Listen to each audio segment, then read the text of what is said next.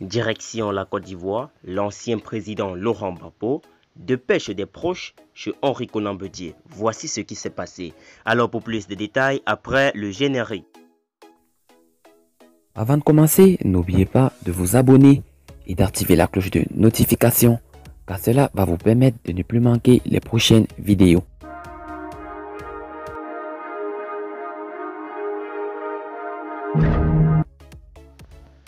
Laurent Gbagbo, en attente de son passeport diplomatique pour rentrer en Côte d'Ivoire, ne veut pas rester en marge de l'actualité politique de son pays. On se souvient que l'ancien dirigeant ivoirien avait eu un entretien téléphonique avec Ahmed Bakayoko pour lui demander d'apaiser la tension entre Alassane Ouattara et Henri Konan Bédié. Après ce geste, le fondateur du Front populaire ivoirien a dépêché des proches auprès du président du Parti démocratique de Côte d'Ivoire. Laurent Gbagbo apporte sa compassion à Henri Konan Bédié. Désigné à la tête du Conseil national de transition, Henri Konan Bédié a connu des heures chaudes. En effet, l'opposition ivoirienne farouchement opposée à la candidature d'Alassane Ouattara avait appelé à la désobéissance civile avant de lancer un mot d'ordre de boycott actif du processus électoral. Le patron du Parti démocratique de Côte d'Ivoire, tout comme Pascal Affi-N'Guessan, candidat du Front populaire ivoirien, se retire de la course à la présidence.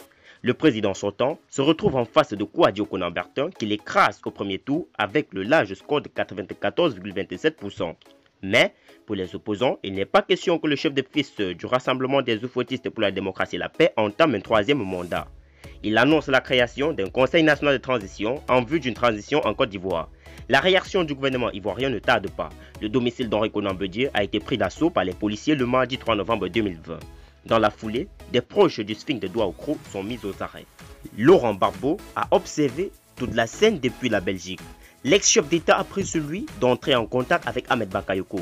Au cours de cet échange téléphonique, le président Laurent Gbagbo a fait part de sa vive préoccupation quant au traitement infligé à son excellence le président Henri Konan Bédié, ancien président de la République de Côte d'Ivoire, ainsi qu'à d'autres personnalités politiques, a déclaré Mme Abiba Touré, l'avocate de l'épouse de Simone Gbagbo.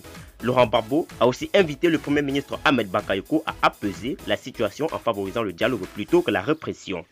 Engagé dans ce rôle de réconciliateur, Laurent Gbagbo a tenu à exprimer sa compassion à Henri Konan Bédié après la levée du blocus devant sa résidence. Ce lundi 16 novembre 2020, j'ai reçu également en audience en ma résidence une délégation du Front populaire ivoirien, a dévoilé le président du Parti démocratique de Côte d'Ivoire qui précise que cette délégation était porteuse des messages de compassion et de soutien du président Laurent Gbagbo.